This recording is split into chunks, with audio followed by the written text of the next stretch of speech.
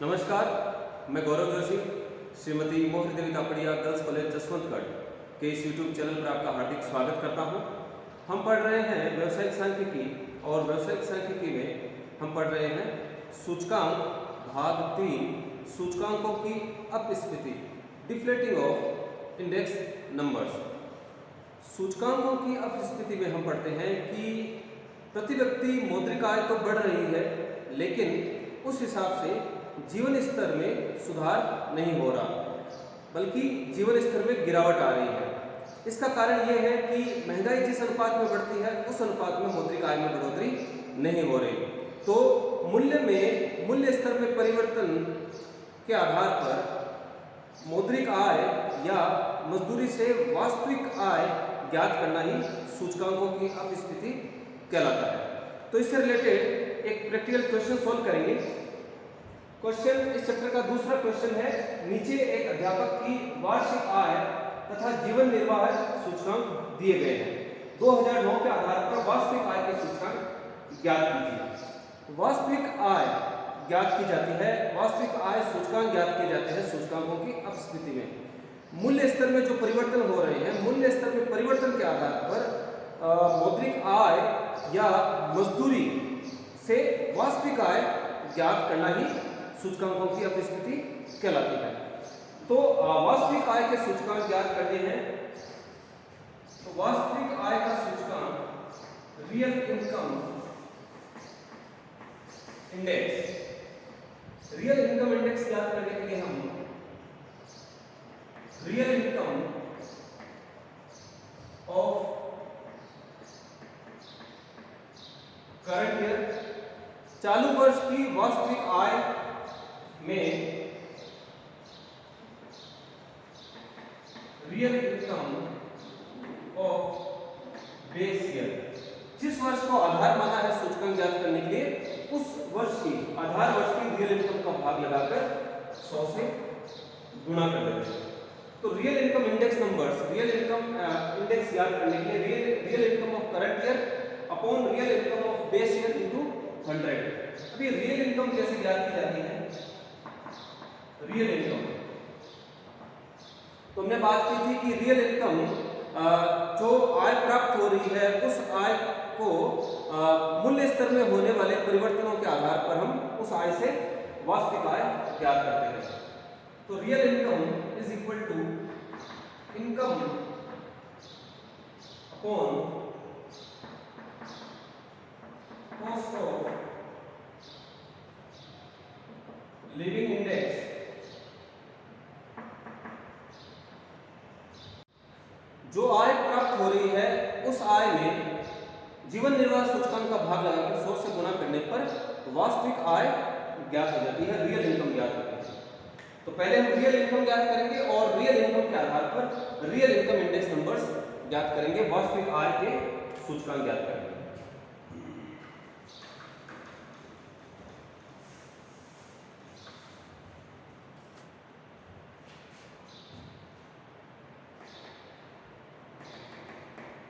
Calculation of real income index number,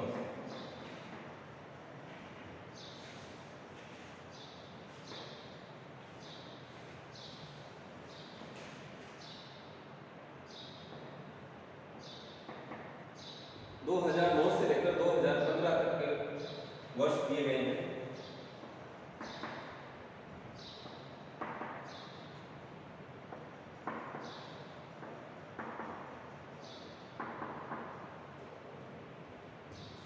के बाद income दी हुई है प्रत्येक वर्ष के लिए।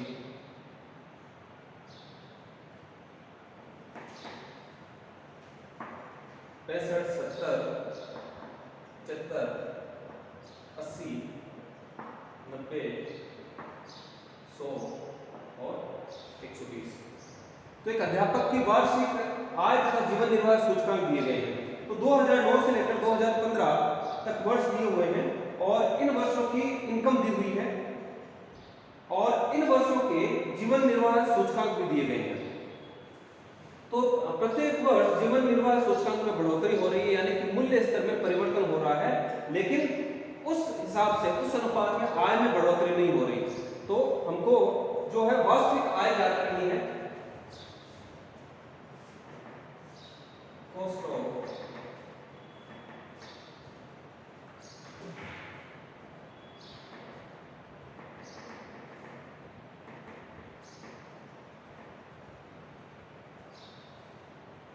ऑफ लिविंग इंडेक्स है 100, 110, 120, 130, 150, 200 और 250।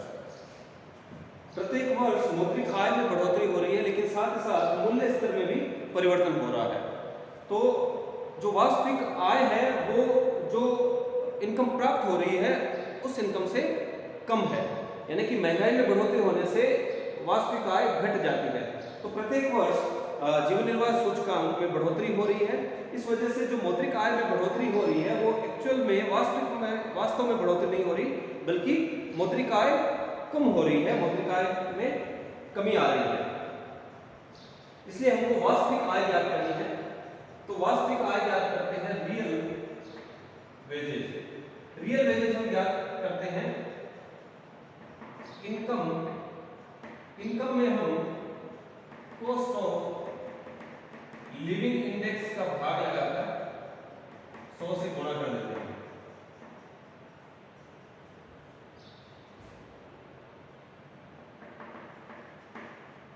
रियल इनकम तो 2009 को आधार वर्ष माना है, तो 2009 की जो आय है 65 रुपए वही रियल इनकम मानी जाएगी। 2010 की आय है 70 रुपए। 2010 की हमको वास्तविक आय रियल इनकम ज्ञात करनी है। तो 70 में इस वर्ष के कॉस्ट ऑफ लिविंग इंडेक्स का भाग लगा दिया जाएगा, यानी कि मूल्यों में बढ़ोतरी होकर जो सूचकांक है वो 110 हो गए हैं। तो मूल्यों में 110% वृद्धि हो गई है और आय में भी 65 रुपए से बढ़कर आय 70 रुपए हो गई है। तो 70 में 100 का भाग लगाकर अगर इसको 100 से गुणा कर दिया जाए तो वास्तविक आय ज्ञात हो जाएगी। 70 बटा 110 इंटू 100, तो वास्तविक आय घटकर 63.6 रुपए रह गई है। 2009 में आय थी 65 रुपए और 2010 में जब हमने वास्तविक आय ज्ञात की, 2010 की इसकी आय, इस अध्यापक की आय 70 रुपए है, लेकिन अगर इसको मूल्य स्तर में होने वाले परिवर्तनों के आधार पर ज्ञात करें तो इसकी वास्तविक आय घटकर 63 रुपए 60 पैसे रह गई है, जबकि पिछले वर्ष इसकी वास्तविक आय 65 रुपए थी। 2011 के लिए रियल इनकम ज्ञात करें तो 2011 की इनकम है 75 रुपए और 2011 का कॉस्ट ऑफ लिविंग इंडेक्स है 120 रुपए। तो 75 में 120 का भाग लगाकर 100 से गुणा कर देंगे। 75 बटा 120 इंटू 100, तो इसकी वास्तविक आय आती है 62 रुपए 50 पैसे। मूल्य स्तर में 120% की वृद्धि हो गई थी। आधार वर्ष में मूल्य स्तर अगर 100 रुपए पर थे तो 2011 में मूल्य स्तर बढ़कर 120 हो गया। मूल्य जो जीवन निर्वाह सूचकांक का वो 120 हो गया, यानी कि 120% मूल्यों में 20% से बढ़ोतरी हो गई और आय में बढ़ोतरी हुई 65 रुपए से 75 रुपए। लेकिन अगर मूल्य स्तर में परिवर्तन के आधार पर अगर इसकी आय देखी जाए, मौद्रिक आय से वास्तविक आय ज्ञात की जाए, तो वास्तविक आय में कमी आई है। 65 रुपए से आय 62 रुपए 50 पैसे हो गई है।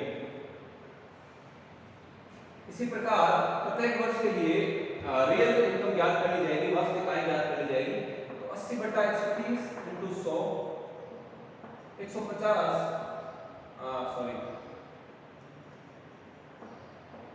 90 बटा 150 into 100,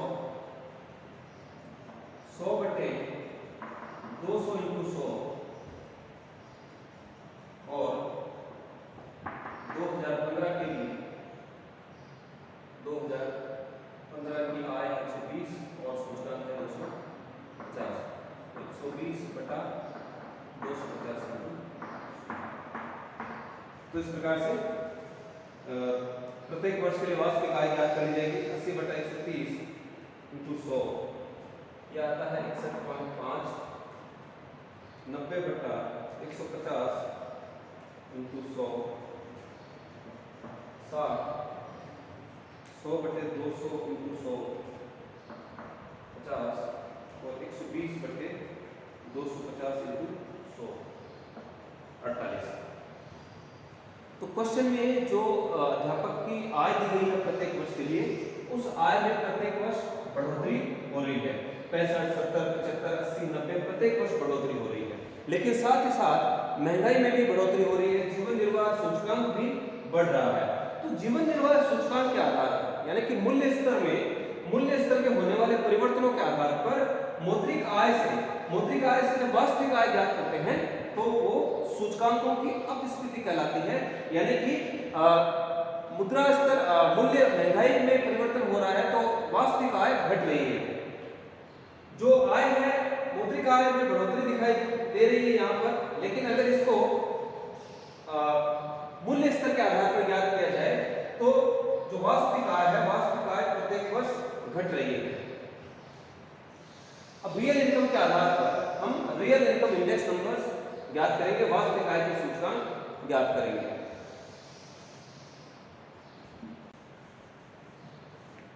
real income index numbers, real income index numbers, real income of current year बटा real income of base year into 100। तो रियल इनकम इंडेक्स नंबर्स आधार वर्ष 2009 है। 2009 को आधार मानकर 2009 के आधार पर वास्तविक आय के सूचकांक ज्ञात करने हैं। तो 2009 का रियल इनकम इंडेक्स नंबर 100 मानेंगे और 2010 के लिए रियल इनकम है 63.6 real income of current year. जो 2010 के लिए अब हम वास्तविक आय के सूचकांक ज्ञात कर रहे हैं, तो जो वर्तमान वर्ष है, जो चालू वर्ष है वो 2010 है। और real income of base year, आधार वर्ष 2009 है, तो 2009 की रियल इनकम 65 है। तो 63.60 बटा 65 इंटू 100, 63.6 बटा 65 इंटू 100, तो ये आ रहा है 98। तो रियल इनकम इंडेक्स नंबर 2010 के लिए है 98। और इसी प्रकार से हम प्रत्येक वर्ष के लिए ज्ञात करेंगे। करंट ईयर की रियल इनकम है 62.5 और बेस ईयर की रियल इनकम है 65 इंटू 100। तो 62.5 बटा 65 इंटू 100 क्या था 96। 61.5 2012 वर्ष की रियल इनकम है और आधार वर्ष 2009 की रियल इनकम है 65। 61.5 100 का भाग देंगे, 61.5 में 65 का भाग देकर 100 से गुणा करेंगे तो ये आ रहा है 95। रियल इनकम है 60 2013 की, बेस ईयर की रियल इनकम है 65।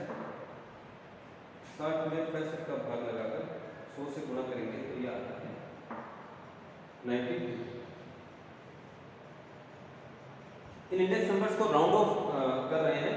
जैसे 2013 के लिए इंडेक्स नंबर आ रहा था 92.30, तो इसको राउंड ऑफ करके 92 किया है।